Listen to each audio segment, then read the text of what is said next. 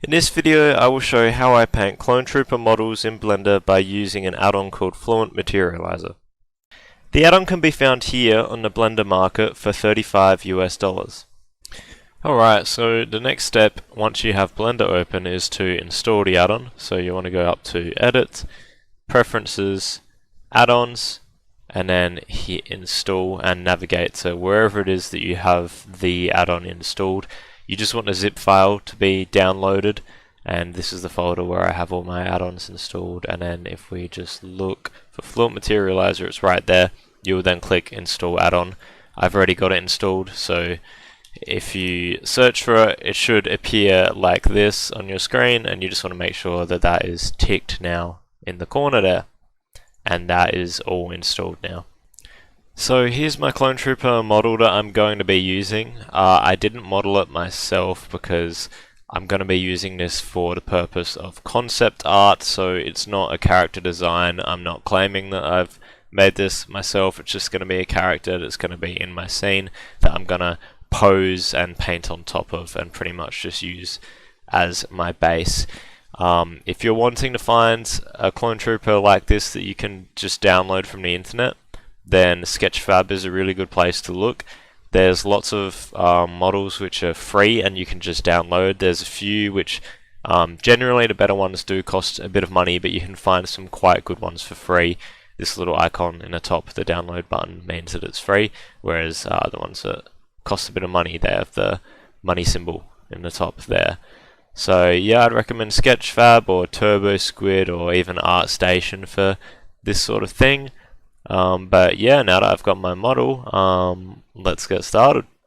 So before I begin texturing anything, I'm going to split my screen in half just so I can have the shader editor and the 3D viewport open at the same time.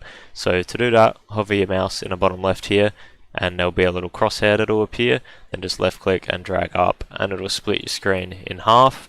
Now what you can do with the bottom one is this little icon in the top left. You select that and just change it to shader editor, and this is what it will look like. So what we're going to do now is select the helmet, and we're just going to begin up here. So we'll click new to create a new material, and this will give us a principled BSDF. Now if you have Fluent Materializer installed correctly, what you can do is just left click on that node, click F, and it'll open up this cool pie menu with all these new options. So this is the beginning of Fluent Materializer. What we're going to want to select for what we are doing is 2 layers on the left here. Now pretty much what this means is we're going to have our base layer, which is going to be the Clone Trooper texture, and then on top of that texture we're going to have our paint layer. So we'll click on 2 layers and it'll automatically make our top layer and our bottom layer, and then it'll mix them and spit out into the principled BSDF the final outcome.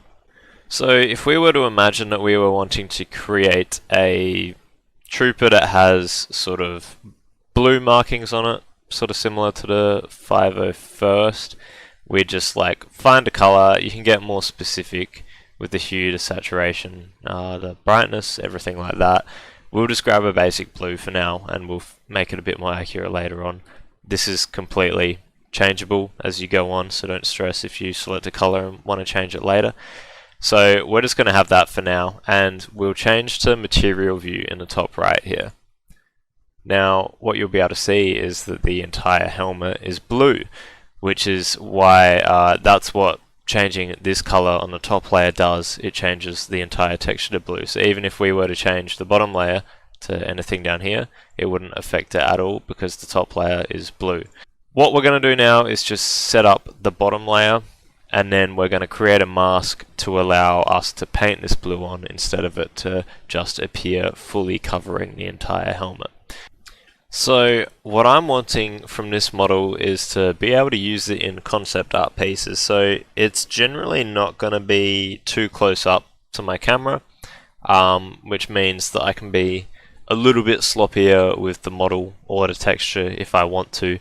I'm just going to straight up drag the base texture that was provided in and nothing else. I'm not going to worry about the normal map or the roughness or any of that until later on when we can think about that. If you want to plug that stuff in now, feel free to, but for now I'm just going to stick with the base color while we add the paint texture. So now that that's there, we still can't see it because it's still underneath the paint, so that means we need to add a mask. So to mask between the two layers, we want to click on Mix Layers and then F, and then on the right here we've got our masks section. So we want a custom mask, so we're going to click on this Paint a Mask, and it'll give us this little node here, which will then drag off to the left. Now, our helmet is appearing fully black right now. Don't stress about that, that's just showing us what the mask looks like. So if you hold down left click and drag, you'll see it'll reveal the underneath. Don't do that, just Control Shift left click on Principled BSDF and it'll send us right back to what we're actually looking at right now. Now the next step is you want to click out into space, so no node is selected. Click F, and then down the bottom here there's a little invert node. Drag that one next to the painted mask and that'll invert this mask. So now what we can do is select the painted mask node, go up the top to texture paint, and we can paint the mask back onto the helmet there. My brush looks pretty good at the moment. There are some issues that people might have where the fall off is a bit strange. So that doesn't look too bad either. It's a bit soft, but there's occasions where the gradient looks a bit weird on the edge. I'm kind of wanting a sharp edge at the moment because we're going to add in textures and details later on. So if you're having issues with what your brush stroke looks like, just go to fall off and then change it to constant and just get rid of normal fall off, and that'll give you a sharp finish like this. I'm just gonna fill in a whole heap of this helmet here just so we can get a pretty big idea of what our texturing is now going to do to the paint. So we have our mask and we have our paint, but it looks a bit too clean right now. So we're going to add some details. So if you don't have it open already, on the right here, you should have a Fluent Materializer tab. Just click on that and it'll open up this little library. Now they've got a whole heap of different imperfections and grunges and stuff you can select. We're going to want to go to grunges and we're going to select grunge number 3 and it'll drag in this new node. Now if you just drag the result of this node to the texture, it'll sort of create this damaged look on the paint, which is what we're going for. There's a whole heap of customization within this node as well. You can change the coverage to determine how damaged the paint looks. There's also stuff like scale, and then of course the seed, so you can have your own seed, and it's just procedural. It keeps updating, so you can just scroll through this until you find something that you're happy with. I'm pretty happy with this, so I'm just going to leave it for now. And then if you want, you can add you can add as many steps to this sort of scratching the paint as you want. I'm going to add some extra little scratches to mine now. So to do that, I'm going to go over to the right here. I'm going to select grunges and change it to imperfections. And then you'll see there's a whole heap of scratches in this little menu here. I'm just going to select one of these, maybe the middle one, and it'll add it into here automatically. So now I'll just drag it across near where I've got my grunge set up so I can sort of keep all of this stuff in the same area. Now to combine the two masks, you want to click into the open here, so no node is selected, then F, and then down the bottom there's a little menu called lighten, so you'll click that and it'll add it into your nodes. Now you want to run the top mask into A, and then what you can do is run the mask from the scratches into B, and this will combine them for the mask. If you just drag to this one on top of that one, it would make it so that the scratches are the paint instead of taking it away from the paint. So yeah, just make sure you add that little lighten section there. As you can see, these scratches are a little bit too big at the moment. Unless that's what you're going for, I'm probably gonna just mess around with them a little bit. That's probably a good size, but there's too many of them. So where it says probability, I'm just gonna tone that down a bit. So we've got that now, which looks pretty good. So yeah, I'm happy with that now. So I'm just going to begin painting my clone trooper, and I'll show you some cool little techniques you can do with the brush to make this process as simple as possible. I would highly recommend having some reference up when you're doing this, because you want to be as accurate as possible. So I've just got this image open on my other monitor, and when I go back to Blender here, I want to get rid of all of this paint. So if you're still adding paint and you don't know how to start erasing, you just click X, and then that'll allow you to erase the mask. So we're just going to completely erase this until there's no more blue on the helmet at all. And then we're going to snap to the front view by holding, as we're holding our middle mouse and rotating, we're also going to hold Alt, and that'll snap to the middle view. If you then move your mouse around while holding Alt and middle mouse, it'll keep snapping to different angles. So we just want the front view, so snap to that one. We can now sort of shrink the bottom part of our screen and zoom in on helmet a bit more so we can see what we're doing. Our default brush right now is just sort of freehand painting, which, you know, it's not the worst if you want to sort of just paint your own trooper helmet this way. It's not too bad, but it can get a little bit messy, and it's not, I guess, as perfect as other methods. If you click E, this will open a stroke method menu, which will allow you to add stuff like the line tool. So this is pretty useful because the 501st helmet has lots of straight edges on it. So coming up from this bottom mouthpiece, you can just drag a straight line up, and we'll do it here as well, and that'll create what we want for the bottom bit. Now obviously you're going to have to go in and edit and remove little bits of paint that go where you don't want them to go, but that's no stress at all. If you put a bit of time into making this model look decent, then you can just keep reusing it for all your projects. So yeah, those are probably the main two brush tools that I use. I sort of just like to build it up using the line tool first, and then once I've got something that looks half decent, I'll go in with the freehand and just clean up parts where I didn't mean to add any paint to. And it doesn't need to be perfect, because if you're off by a little bit, you can just cut back in. So click X and then drag back with the line tool like that. Alright, so you guys get the idea of how to do this at the moment. I'm just going to speed it up and skip to my finished clone trooper. But yeah, this is the method that I would use to sort of just paint the armor. You can see that actually the paint doesn't look too bad. We probably, for what I'm going to use it for, I'm not really going to need to change the roughness or metallicness or anything like that. But if you want to, on the fly, you can just go back into your nodes and just keep messing around with the coverage, which, you know, once you have your mask fully painted in, it's quite cool to like imagine, you know, this could be a clone that's been through so much. Maybe he got left behind on a planet or something, and his helmet is just that damaged that the paint is barely visible. Or you can, you know, fill it up and make it be like a rookie clone who hasn't seen any battle at all.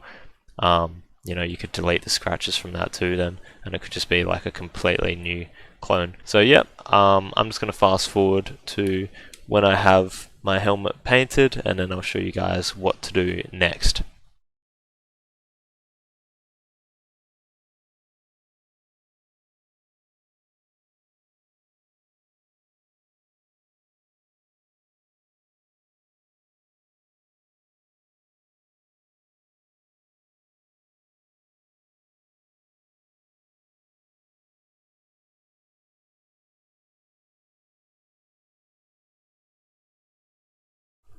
Alright, so we now have our entirely painted 501st helmet, which looks pretty cool. What we need to do now is save this material out, otherwise it's going to either completely get deleted or it's going to override your existing material, which we don't want to happen.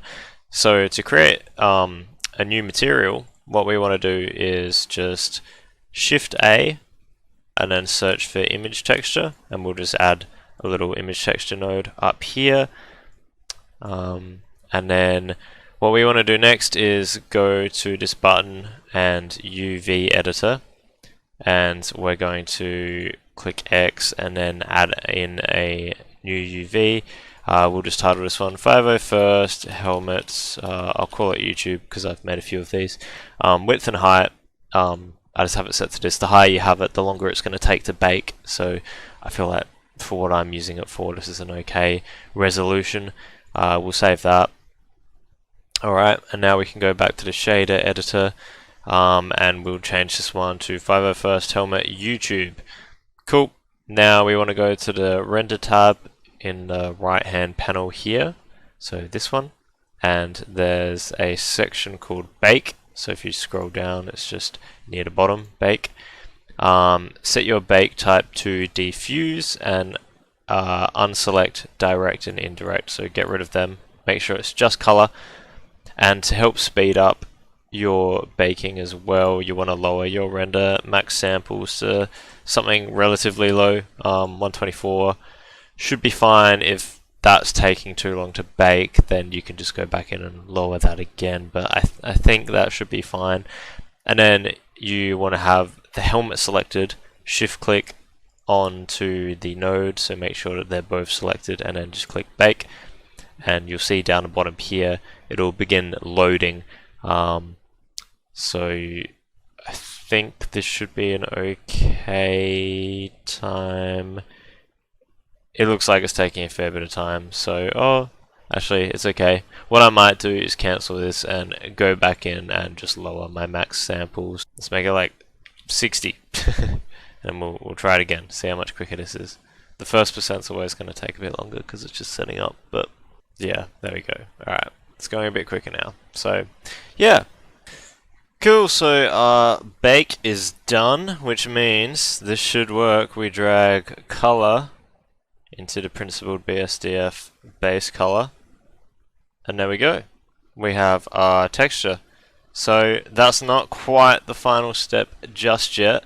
What we now need to do is go back to our UV editor, and here's what we just baked. It's got our paint on top of the texture and everything, so beautiful. Now we want to save this, so we need to go to image, save as.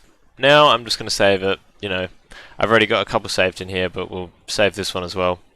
So we've got the helmet saved, and now what we can do is just go back to the shader editor, delete this material, add in a new one, and drag in our new material that we just baked, and there it is, all compact into that one little node there. So now you're just going to do the same steps for the rest of the body, and then you're going to have your painted clone trooper. Hey, just wanted to jump in here and say, if you're doing a pattern, which is pretty common with different colors, once you've done the original color, make sure you just come back in, delete it, rehook up all the original nodes, and then once that's done, you can just mess around with the color to make it be whatever you want the second color variation to be, and then you can just follow the exact same step, make a new UV, and save this one out as well. So here's my final model of what my 501st Clone Trooper looks like with all the paint all over him. I'm pretty happy with how this turned out, and I'm definitely going to be able to use it in a few of my concept pieces for the future. So yeah, if you were happy with this video, please leave a like. If you want to see more, I'm going to just keep posting little tutorials like this. Feel free to comment any questions or suggestions for what you want to see in the future. But yeah, hope this helped you out, and yeah, have fun painting those clone troopers.